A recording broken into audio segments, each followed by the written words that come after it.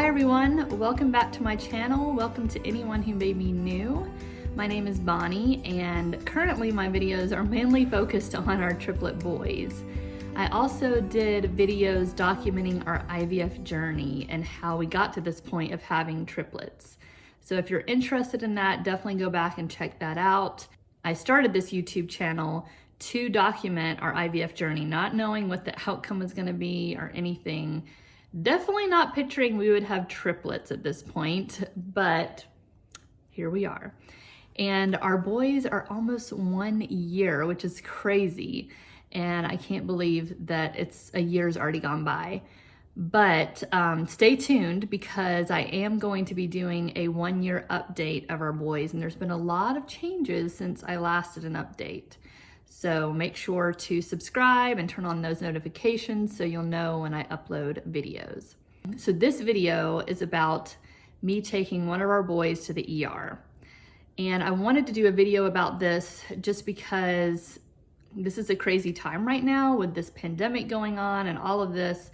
And so I wanted to just tell you guys what it's like to even go to the ER, because I feel like right now all of us are kind of like, that's the last resort, is going to the ER. But sometimes you have to do it. And I'm thankful I did it. And I think it was definitely what my son needed. But just wanted to talk to you guys about what it was like, especially during COVID, and also just what's it like to take a baby to the ER. I was hoping I wouldn't have to experience that, but we did have to do that. So let me tell you what happened. Basically, our boys were having some like congestion, some drainage, and one of our boys had a mild fever, but it was like passing in a day, like pretty quickly. And Ebenezer, or Eben for short, was the last one to get it. He was the one we ended up having to take to the ER. And basically it kind of started earlier in the day somewhat, where it just seemed like he was, just having kind of a raspy kind of breathing and, kind of going along with the congestion issue. It just seemed to, just be what he was struggling with, but it wasn't that bad. He was playing and having fun as well with his brothers and seemed, just to struggle with some congestion. And then as the day went on and the afternoon came, he started breathing more heavily and faster, and then it just seemed like it was very labored and almost some wheezing involved with it as well. And it was like, does he just seem to calm down? Like, what's going on here? And so I tried to just hold him and try to get him to relax, and it just still was like that. And so it got to the point I actually talked to some nurse friends of mine and just kind of told them what was going on, because I really didn't want to take him to the ER if he didn't need to go. But they were like, yeah, with that breathing, it sounds like he really needs to go. And actually my dad he started timing his breathing and how fast it was. And it was like 80 times per minute. And at one point even like 90 times per minute. So this is fast breathing. So I went to the ER. Casey's still working at this point, so he didn't even know what was going on. And I knew like I would be the only one that could go. And I was also kind of worried because I was like, well, he's having breathing issues, so I can't watch him while I'm driving. And thankfully it's only like 10-minute drive to where we needed to go to the hospital. But my mom ended up going with me because I was like, I just wanted someone to be able to watch him and make sure he was still breathing and all this. So she ended up just having to sit in the car basically until I told her what was going to happen with us. And so we went in and they did tests, and we didn't have to wait too long. Thankfully, there wasn't many people there, it seemed like. But we went in, and definitely like, masks were required for sure. And they took my temperature when I came in, and they took his as well. But yeah, so it was basically, what you would think of when you're going to the hospital during this time. But, he went back, they, started doing tests on him, taking blood, like all of this. And it was just kind of this, with a breathing issue, I think they were kind of like, yeah, we need to get things going pretty fast. And they actually put like they ended up putting like a little oxygen mask on him. I'll put a picture here of that.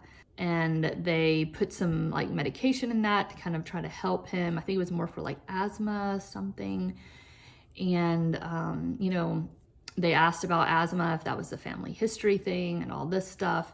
And my dad actually does struggle a little bit with asthma. So, you know, maybe, but anyway, and so they just, you know, they had to take blood, and they did that through finger sticks.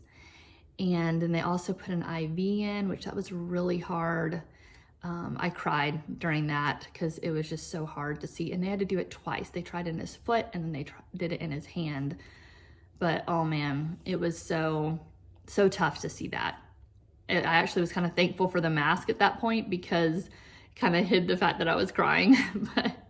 But anyway, it was just overwhelming because you're by yourself. Like, you know, I didn't have my husband there with me. I didn't have my mom there with me.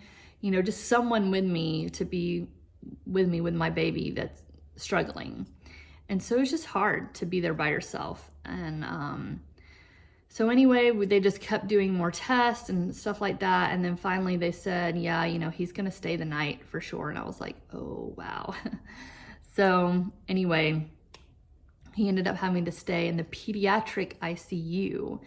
And because he had to be hooked up to all this stuff, he had to have a tube like in his nose to give him oxygen and also deliver more breathing treatments. And he had to have like cords, heart monitor cords on him. He had to have blood pressure cuff on his leg. He had to have the oxygen little thing that on his toe, and just all these cords all over him, just like basically when he was in the NICU. And so this time he's a much bigger baby and can pull this stuff off and play with it as well. And which he did start doing when he started to feel better, which was kind of tough because I was like constantly trying to like put stuff back in. He would take the thing out of his nose and like chew on it and all this stuff. So anyway, but yeah, so we had to stay the night, and it was rough really because, I mean, I slept maybe an hour. It's just, if you've ever been to the ICU, there's just beeping and noises and lights. They have like the room is not completely closed off. It's like a window. So you're like, you know, seen by the nurses all the time, I guess, like the light from out there is shining in. And so anyway, and they had like this little couch I could sleep on, but it was, and I mean, he struggled too. I mean, I feel like he actually slept better than I thought he would sleep. He actually did sleep kind of few little chunks, but even with all that stuff on him. And they, you know, tried the best they could. You know, they brought a sound machine for him, and they brought toys for him as well. And that was really great, especially when he started feeling better. And I think he liked having new toys to play with. So, because it's hard to like, how do you, you know, keep your baby like entertained, I guess, you know, when they have to be in this bed and they have to be hooked up to all these cords, so they can't really move around too much. And so anyway, it was just kind of crazy. And he would try to crawl, and, you know, he'd pull up and stand up, and his little nose thing would be like pressing on his face like this. So anyway, so we had to go through all that, and then they were like, yeah, and he's gonna need to stay another night. And I was like, oh wow. Now they said this time he would not stay in the ICU, he would stay in the regular hospital room, but just to make sure that everything was okay with him and he didn't have another episode.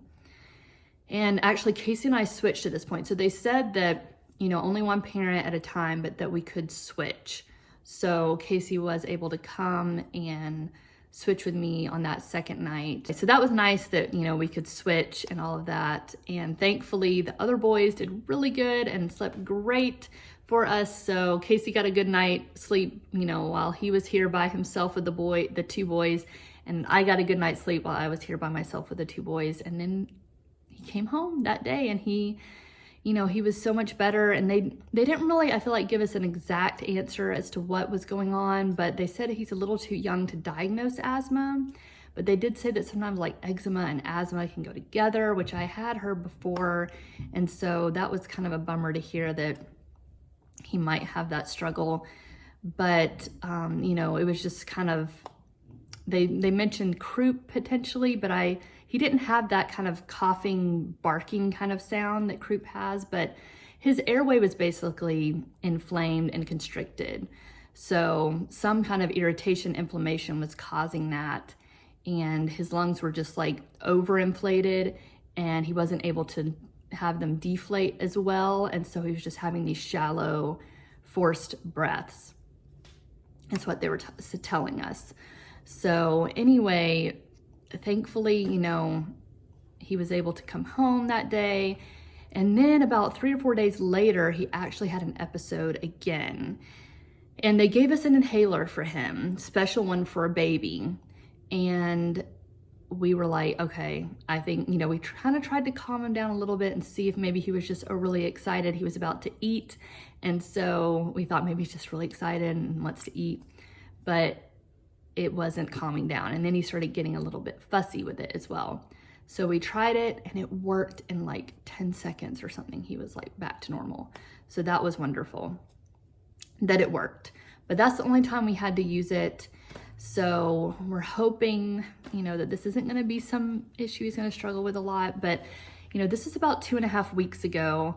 So, you know, he hasn't had any episodes since then, but we just really have to stay on top of him. Like if he does get congestion, does have that, just make sure we really suck his nose out really well and, you know, just do what we can to help him get rid of that congestion so he doesn't get so inflamed. But that's our story of what happened. And, you know, I'm thankful that he's so much better now, but I just wanted to share that with you. And so I will also have some clips now just of what it looked like while we were there and all of that. But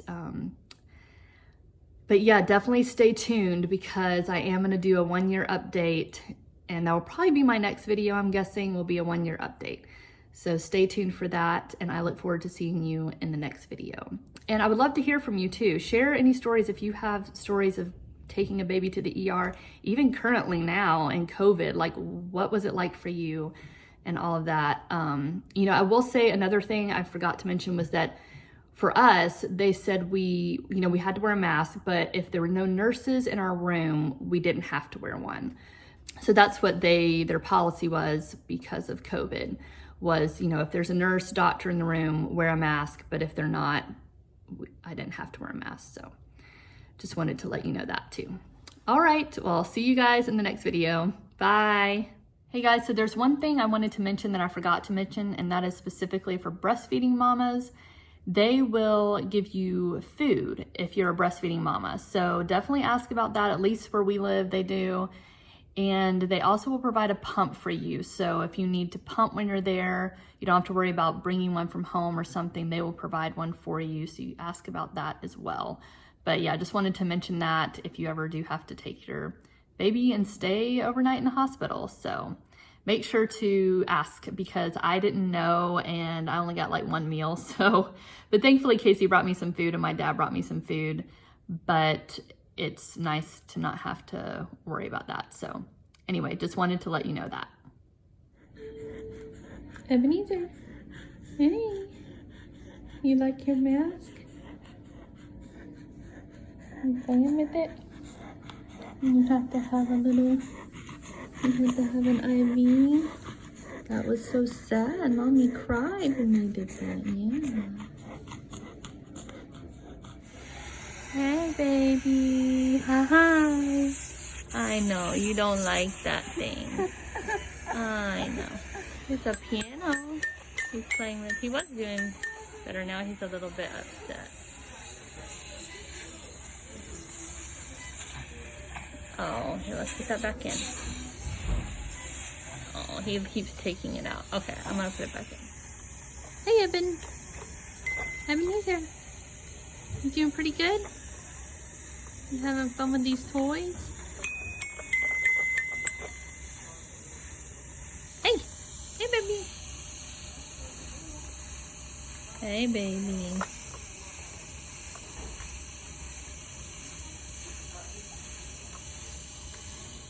Hey! Hey, boy!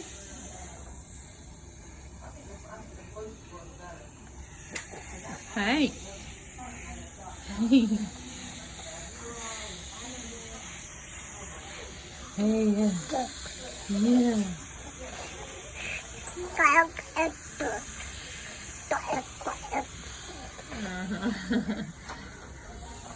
You feeling pretty good? Hi. How are you feeling? Yeah? Oh! Mommy banged her head on something. This thing. Ugh. You having fun? Hey. Heaven. Hi.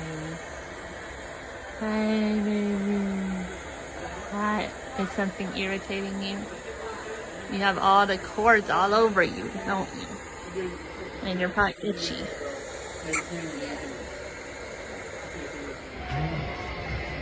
Hey guys, so Ebenezer is here and in the pediatric ICU. He had breathing problems, and he was breathing about 80 times per minute, and was labored and fast and hard, and so I wasn't really sure what was going on, but we just decided to take him to the ER, and they kept us overnight. And he's doing a lot better. This is his first bottle since being here since last night. It's like 5 p.m. the next day.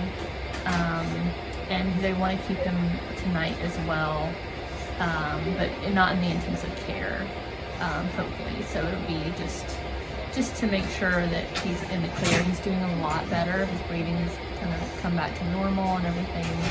But it was really scary. I cried, especially like when you had to have his IV and all this stuff here, and that little oxygen tube here, and he's doing really well drinking his bottle though.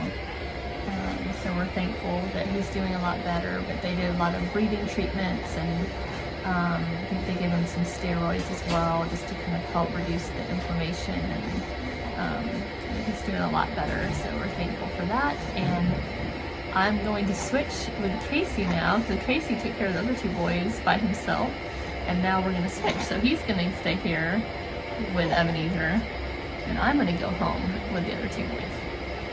So, okay. Let's sit up a bit. You did good. Oh, was that a nice bottle?